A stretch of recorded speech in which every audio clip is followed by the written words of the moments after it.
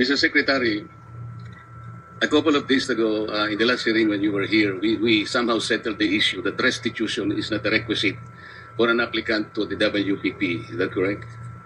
It's not in the law. But sa akin ko kasi, hindi lang po batas na nagdidictate dito.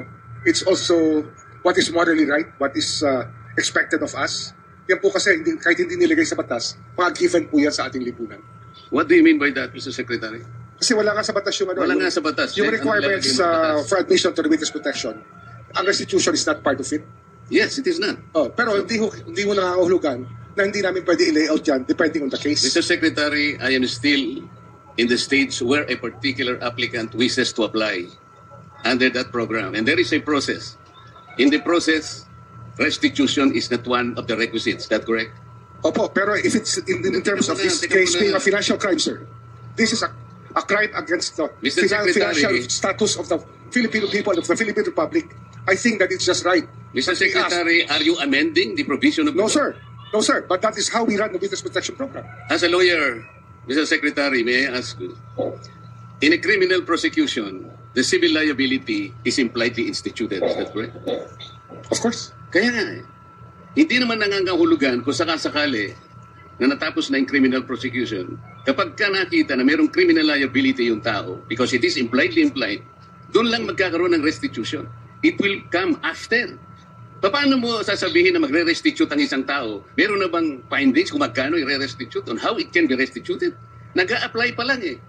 Huwag po ninyong babaguhin ang requisite ng batas, Mr. Secretary. I thought nung dumating ka dito, nagkaintindihan na tayo eh. Kaya nabablar ang proceedings natin eh. Kaya nga kinote ni, siguro, ang chairman kanina gusto kong ituloy ito, sinabi niya, nagpa-interview siya, na goodwill and sincerity should be done para i-test. Pwede ba yung ganito? I respect your opinion, sir. But it is not my opinion, it is in the law, Mr. Secretary. Yes, sir. Yes, sir. But I am operating... The arbiter sir, is the law. Sir? May I speak, sir? Yes, you I'm are operating from the vantage point of the reason behind the law, sir. What is the reason behind the law? So that we can get justice, and justice can only be attained if there is restitution. So that is the principle behind all of these things that we are talking about now. Mr. Secretary, restitution will come after. It cannot be... Sir, it can come before or after, sir. It can come before. You cite the law that it come before. Wala nga po sa batas eh.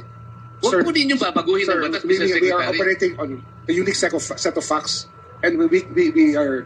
All of these matters are being evaluated because the gravity of this financial crime cannot be underestimated. And that the more assets that we're able to preserve at the outset, the better for our country, sir. Mr. Secretary, I'm very sorry for such a reasoning like that. Alam mo, nakikinig... I'm very sorry, sir. Also, sir, I'm very sorry too, if you do not agree with me. But I respect your opinion, sir, and we will carry out our job as we deem fit, as we see. Mr. Chair, I said I am not expressing an opinion here. I am articulating the provision of law. You do not change the provision of law, Mr. Secretary. You may be disbarred from doing this. Then, it's your opinion, sir. It's your option, sir. Hindi ko opinion ito. I am then it's your option, sir. It is what you wish to happen. That you may proceed. Ikaw ang nagbibigay ng opinion, nilalagay mo yung restitution to test the goodwill of a possible applicant. It is not in the law. Unless you are able to point out the provision of law that it come before. Hindi ganun eh. Sabi mo na nga, and we admitted, impliedly instituted ang civil liability, but this will come eventually after the court has pronounced kung magkano ibabalik niya kung meron man. Not before. Thank you, Mr. Chair. Are you done, Senator?